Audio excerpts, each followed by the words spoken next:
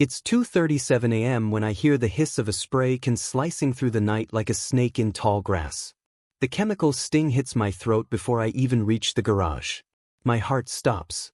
There, under the flickering motion light, stands Brenda Holloway, the HOA president herself, caught mid-vandalizing my 1965 Rolls-Royce Silver Cloud.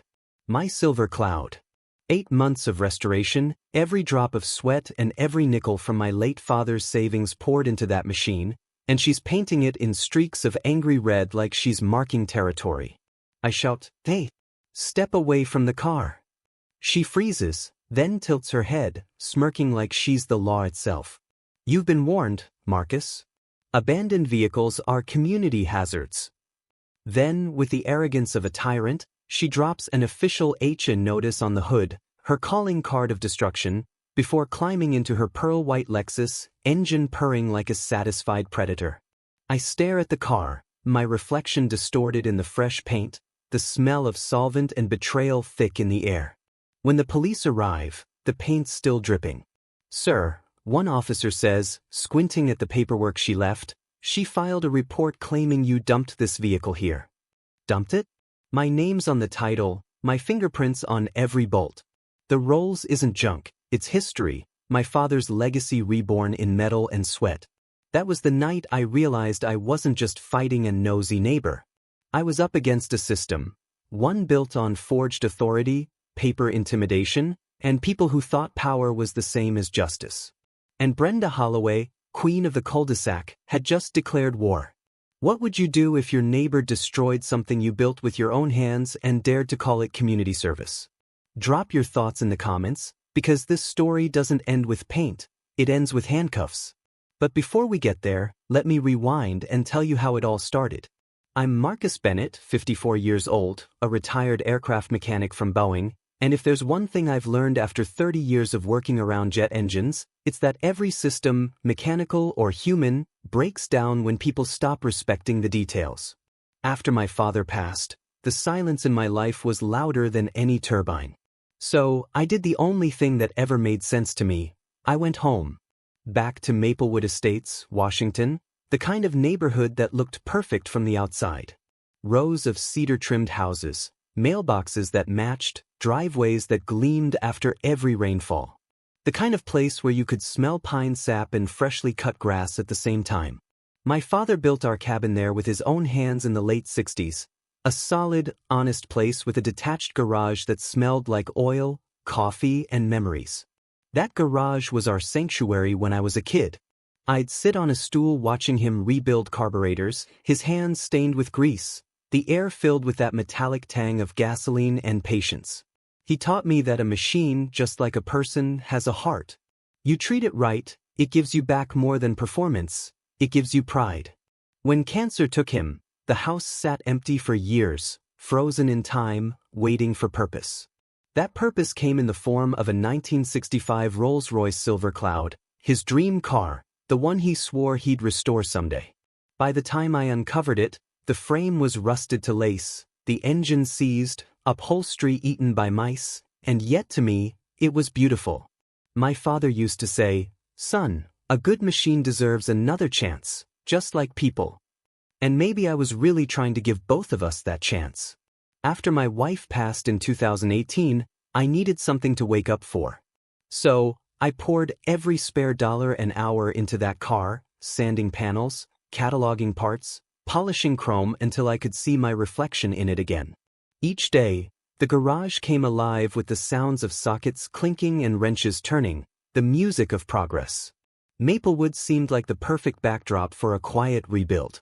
The HOA pamphlet promised harmonious community living, reasonable dues, shared maintenance, all that nonsense that sounded harmless enough. I paid everything on time, kept my property tidy, waved at neighbors I barely knew. Most of them were retirees, polite but distant, the kind who smiled with their mouths but not their eyes. For the first few months, life was quiet. Mornings smelled like coffee and motor oil. Evenings meant sitting on the porch, watching the sun dip behind the evergreens, thinking my father would have liked how it turned out. But peace in a place like Maplewood is fragile. It looks solid until you knock, and then you realize it's just paint overwrought. The HO, those three letters that sound so harmless on paper, were about to teach me what control looks like when it's disguised as order. I didn't care about bylaws or aesthetics, I just wanted to fix the car and mind my business. But that's the thing about power-hungry people, they can't stand a man who minds his own. They see independence as rebellion. And for someone like me, who spent his life solving problems with torque wrenches instead of politics, I didn't see it coming. I didn't see the looks, the quiet complaints, the pictures taken over my fence. All I saw was progress. I thought Maplewood Estates was just a peaceful retirement community. Turns out, it was an empire, and every empire has its queen. I hadn't met her yet, but soon I'd learn her name, her perfume, her rules, and her particular brand of warfare. And by the time I did, it would be too late to turn back. Enter Brenda Holloway, late 50s, sharp bob, sharper perfume, and an even sharper sense of entitlement. If you could package arrogance into a human body wrapped in designer linen, that was Brenda.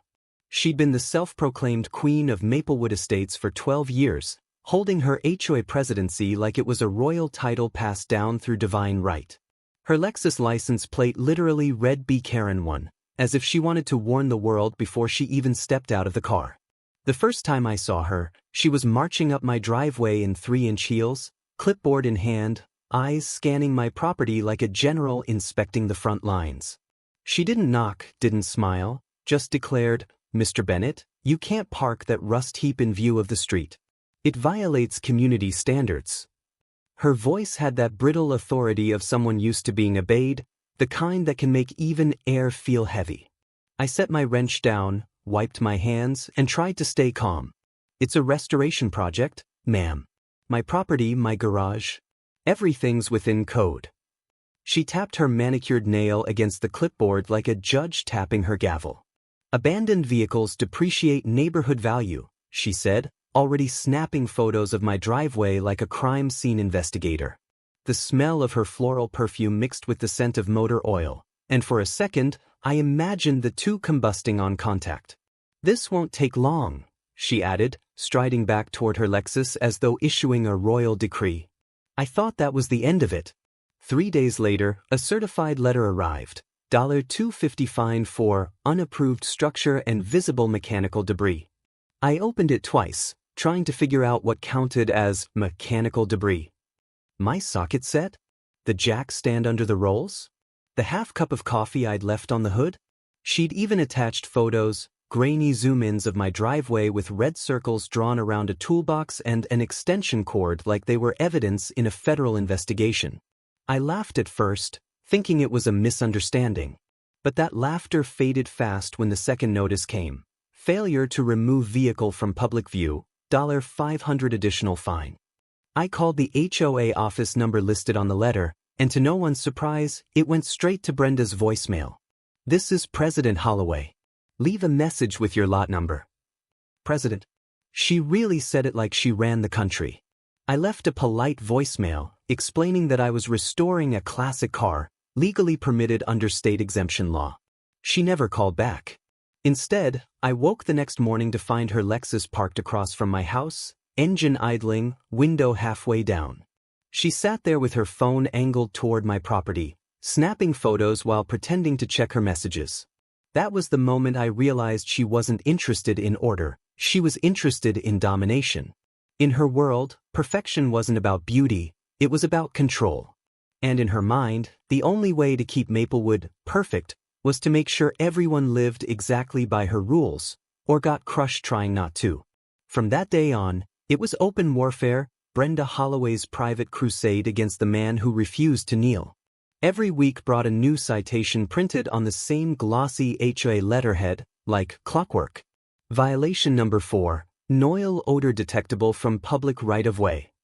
Violation number 4. I stood in my driveway sniffing the clean air, wondering if she'd bottled up imagination just to weaponize it. Violation number 7, Non-decorative equipment visible. She meant my workbench tools. Even my father's old wind chimes, built from airplane parts he'd collected in the 70s, were reclassified as noise pollution. The sound that once reminded me of him was now, according to her, a public disturbance. Then came the intimidation phase. Her white Lexus began appearing at the curb at midnight, engine idling like a predator's growl. The mechanical hum of her motor mixed with the crickets outside my window, an eerie lullaby of authority and obsession. Some nights, I'd catch flashes from her phone camera through the blinds, pictures taken over the fence, aimed at the Rolls, sometimes even at me. It wasn't just surveillance, it was psychological warfare. One morning, I stepped out to find an orange sticker plastered on my mailbox, vehicle scheduled for removal. My stomach dropped. I called the number listed, and the towing company confirmed the paperwork had already been pre-filed by Brenda herself. She'd reported my fully registered car as abandoned property. When I confronted her later that afternoon, she simply smiled from behind her tinted window, lifted her phone, and snapped another photo. Documentation, she said. I didn't know whether to laugh or lose my mind. The next day, I noticed new faces wandering the neighborhood, 2 men in neon vests claiming to be HOA inspectors. They carried clipboards and took photos of my property line like it was a border dispute. One even leaned over my fence to measure grass height. When I asked who authorized them, they muttered, "President Holloway," and drove off without another word. Within a week, the citations doubled. Violation number 12, unauthorized restoration activity. Violation number 13, obstruction of sidewalk during non-collection hours. My trash bin, rolled out 10 minutes early, apparently violated community harmony. The fines were piling up faster than parts for the Rolls. Meanwhile, neighbors who once waved started avoiding me altogether. Conversations stopped when I walked by. One older couple across the street whispered, "You don't win against Brenda, son. Best just to sell and move on." Sell? This was my father's home, my family's history written in wood and steel.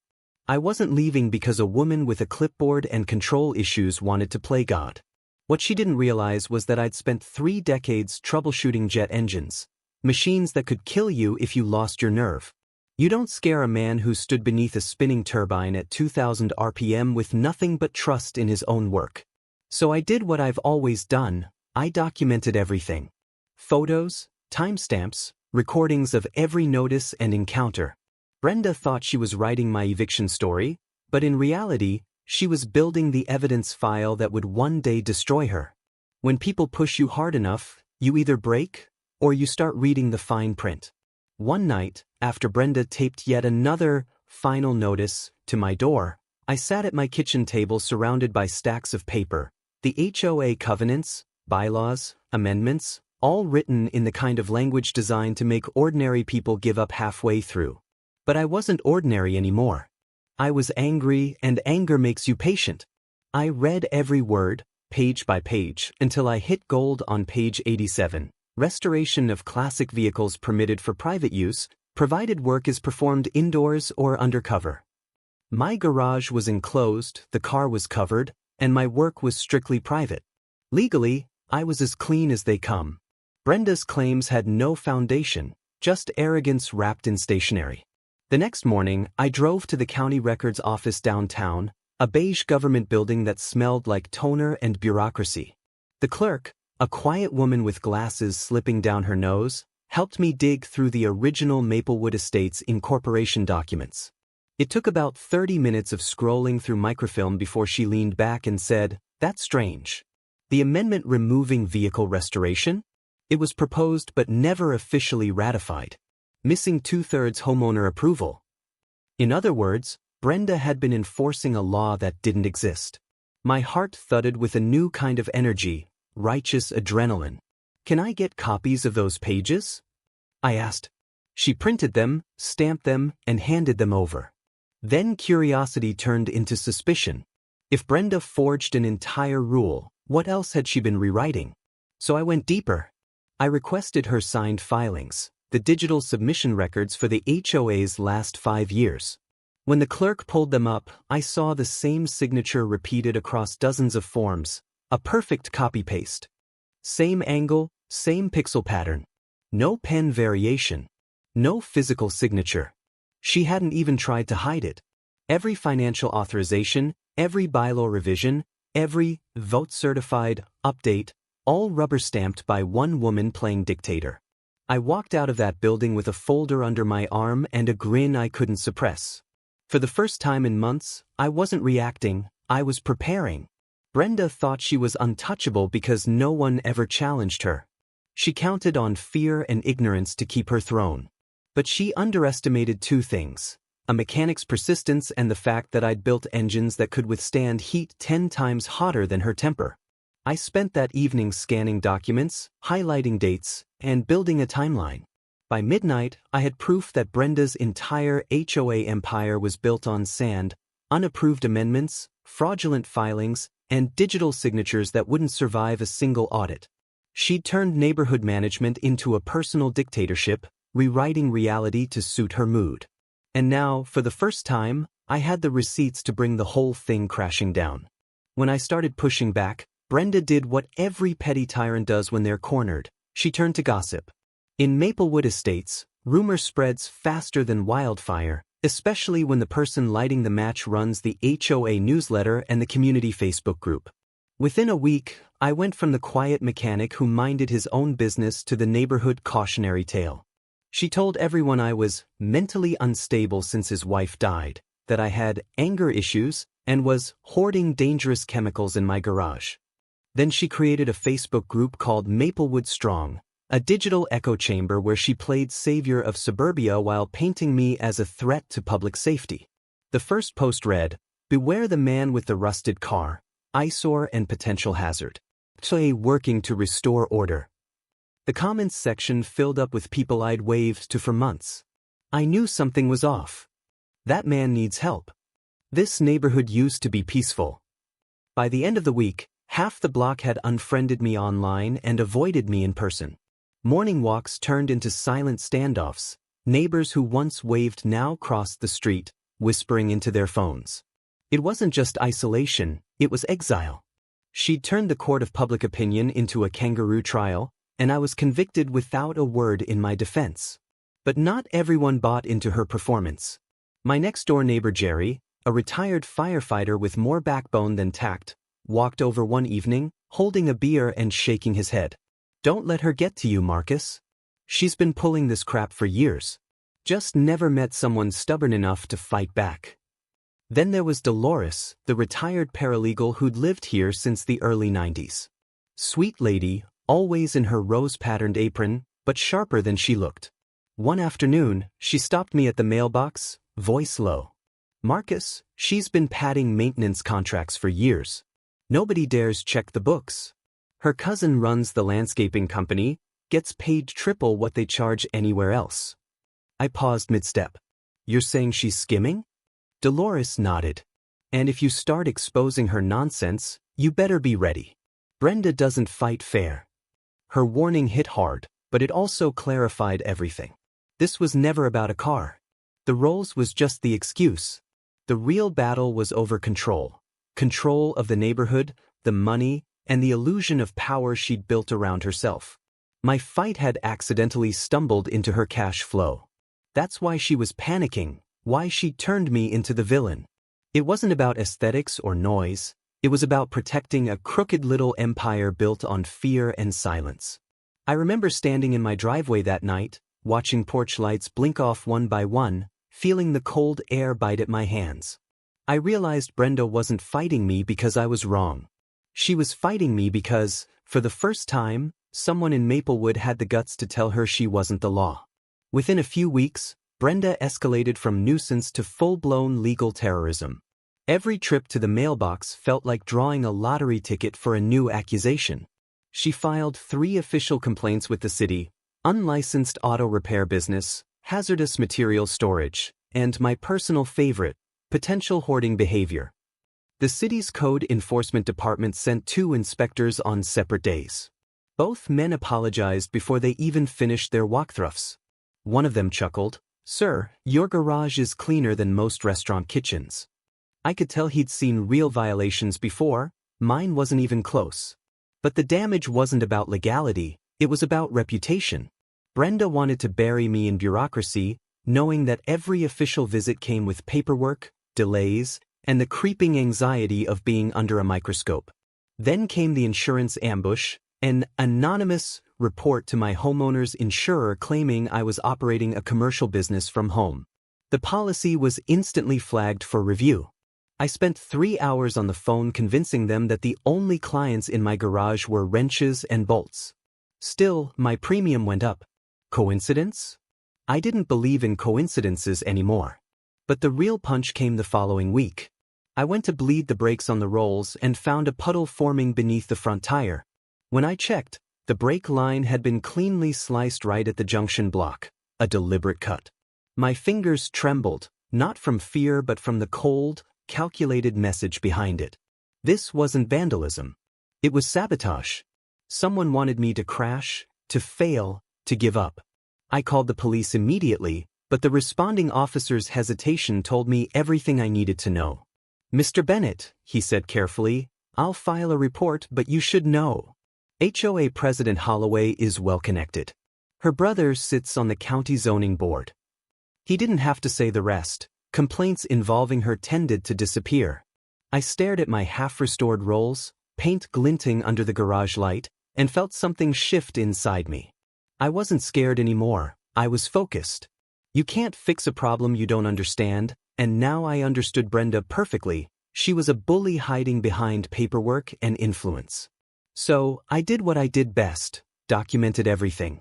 I installed motion-activated cameras around the house, logged every phone call and visit, scanned each letter, and recorded every interaction with time and date stamps. Every fine, every violation, every transaction looked clean on paper until Maria traced the destination account. It led straight to an LLC owned by Brenda's husband, Holloway Property Services. It was textbook embezzlement, false invoices, fake maintenance projects, and HOA dues funneled into a private family bank account. While she dissected the financial side, my motion-activated cameras caught something even uglier. Brenda's cousin, our neighborhood mail carrier, was slipping HOA notices directly into my mailbox without postage, bypassing the federal mail system entirely. That wasn't just harassment anymore. It was a felony. I sent the footage to Alan, and his response was simple: "Keep recording. We're building a federal case now." Dolores, ever the quiet powerhouse, reached out to an old friend who worked at the state attorney general's office. After reviewing what we had, he told her something that sent chills down my spine. "You're not the first complaint. We've had reports of similar HOA fraud cases across the state. If this checks out, your case could trigger a full-scale audit." Then came the jackpot, the proof that tied everything together. Maria uncovered an internal email chain between Brenda and her so-called maintenance partners, bragging about claiming abandoned properties for resale. She wasn't enforcing community standards. She was manufacturing foreclosures, slapping bogus fines on struggling homeowners until they defaulted, then using shell buyers to scoop up their homes for pennies on the dollar. My car, my citations, even the harassment, they were all part of the same pattern. Brenda had turned Maplewood Estates into a personal real estate racket, funded by fear, silence, and forged authority. But now, thanks to the garage crew, we had her cornered, and the fuse to her empire was finally lit. Alan went into overdrive. Within a week, he compiled a 42-page dossier so airtight it could have doubled as an instruction manual for her downfall. Every citation, every fraudulent invoice, every digital signature she'd faked, meticulously indexed and cross-referenced. The file included video clips from Jerry's cameras showing her Lexus prowling the block at midnight, Maria's financial spreadsheets linking HOA checks to her husband's shell company, and copies of the unratified amendments she'd been enforcing for years. It wasn't just evidence, it was a time bomb with her name stamped on every page. Following Alan's advice, we used her own rules against her. We filed for a special HOA board meeting through official channels, following every procedural requirement to the letter. The same bylaws she doctored now legally forced her to attend. She couldn't back out without breaking her own system. The meeting was set for a Tuesday evening in the Maplewood Community Hall, the same sterile room where she'd humiliated countless homeowners. But this time, the stage belonged to us. Behind the scenes, the net tightened. Dolores's contact at the state attorney general's office looped in the FBI's property fraud division, who coordinated with local law enforcement. They set up a sting operation using my own house as ground zero. Hidden microphones under the table, live feeds routed through my security system, and 2 undercover agents posing as new homeowners sitting quietly in the back row. Every word Brenda spoke would be recorded in real time, every document she touched tracked. The weekend before the meeting, I caught her trying one last desperate move. She showed up on my doorstep flanked by 2 HOA board members, smug as ever, holding a manila envelope. "Mr. Bennett," she said sweetly, "due to ongoing noncompliance, you are hereby served with a notice of foreclosure intent." I took the papers, flipped through them, and noticed her familiar digital signature, the same copy-paste forgery we'd already exposed. I smiled, calm as steel. "Perfect timing, Brenda. See you Tuesday." Her expression faltered for just a second, like a queen realizing her crown might be counterfeit. As she walked back to her car, I couldn't help thinking how poetic it was that the same bylaws she'd weaponized for years were about to be used to dismantle her empire. What would you do if someone tried to steal your home with forged papers and thought they'd get away with it? Drop it in the comments. Because by Tuesday night, justice wasn't just coming, it was already sitting in the front row. The community center smelled of disinfectant and burnt coffee, fluorescent lights humming like angry bees over folding chairs that had seen better meetings. Tuesday evening, the room filled with the usual rumor mill crowd, 2 women knitting, a retired teacher clutching a legal pad, a few curious teenagers. But tonight there was electricity in the air, a tightness like the moment before a storm. Brenda Holloway swept in as if the room had opened solely for her, pearls gleaming, heels clicking in that march she used when she wanted to make a point, hair sprayed into an armor that said she never had to apologize for anything. She planted herself at the podium and selected me with a smile that was all teeth. "Mr. Bennett," she began, voice lacquered with superiority, "you're in violation of several community standards." Before she could finish, Alan Choi stood and cut across her like a scalpel through gauze, voice flat and precise. "Before you continue, Mrs. Holloway, we need clarification on your dual-signature contractor payments and the authorization for those expenditures." You could see the words hit her like a cold wind. Her face blanched just enough to show real skin under the makeup. Maria Delgado, who until a week ago had been handing Brenda balance sheets in the boardroom, slid a thick binder across the table as if it were a loaded cartridge. "These are checks you signed as both president and payee," she said, voice low but sharp.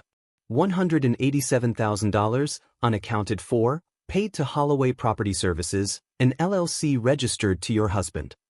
The binder had copies, canceled checks, deposit slips, invoices with padded hours, and emails where Brenda's hands typed authorizations with the same digital stamp she used to rubber stamp bylaws into existence.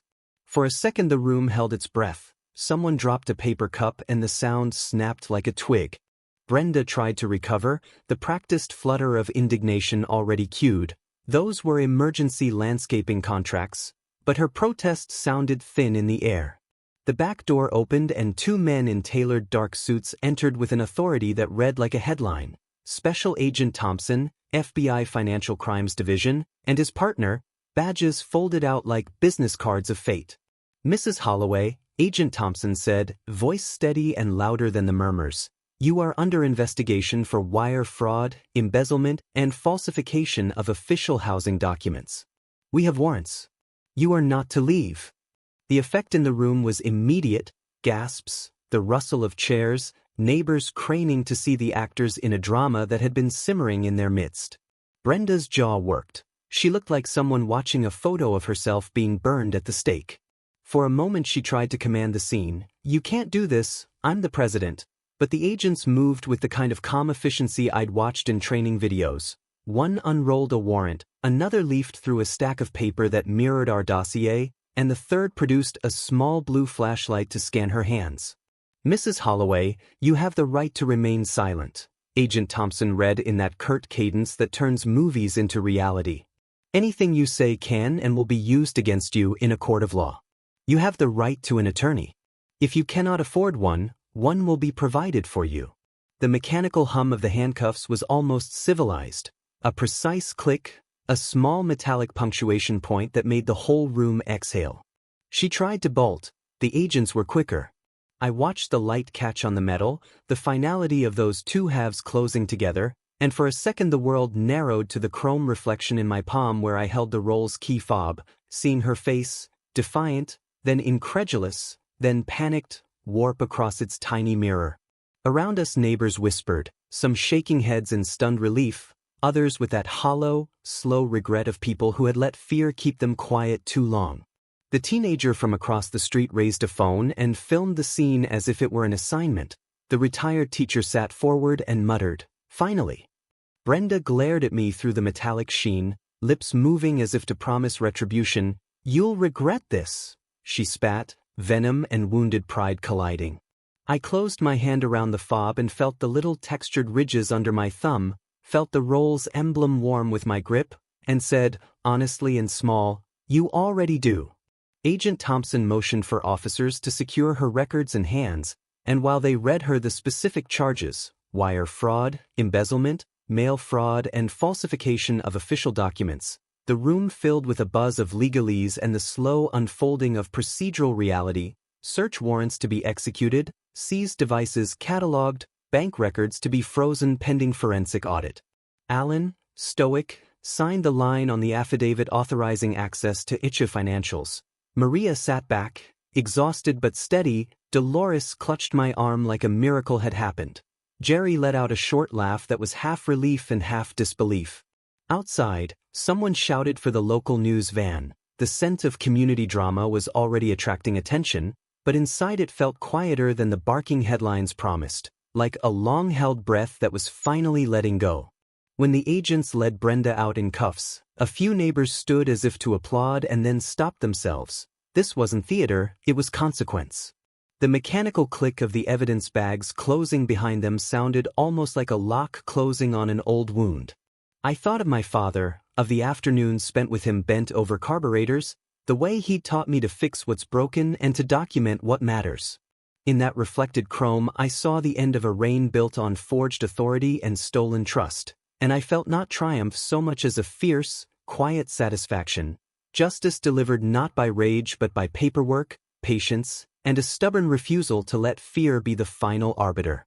2 months later, the headlines said it all. HOA president charged with $210,000 fraud scheme. The story spread faster than her gossip ever did. Brenda Holloway, once the untouchable queen of Maplewood, was sentenced to 6 years in federal prison and ordered to pay $146,000 in restitution to the HOA fund she drained.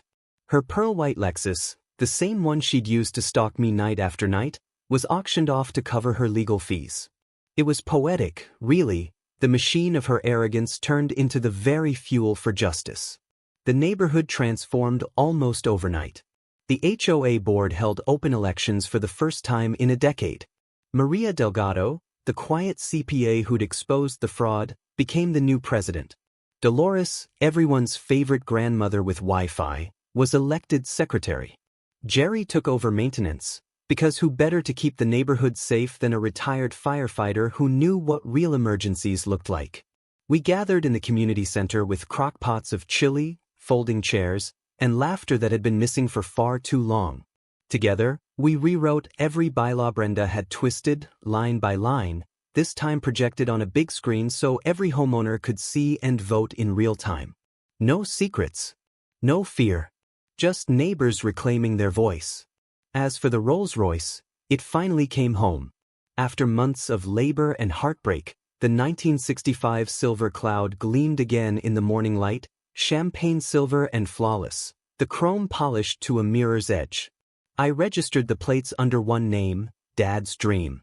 The first time I turned the key, the engine purred like forgiveness itself, steady, low, and full of promise. I sat there, breathing in the scent of leather and fuel, realizing that sometimes justice isn't loud. It isn't the flash of cameras or the clang of handcuffs. It's the quiet purr of a rebuilt engine in your own driveway, the sound of peace returning home. So, what would you do if your HOA tried to steal your dream? Drop your thoughts below, hit subscribe for more real-life neighborhood wars, and stick around, because next week's story? Let's just say the Lake HOA picked the wrong retired engineer. Hashtag itches stories, hashtag Karen moment, hashtag justice served, hashtag neighborhood drama.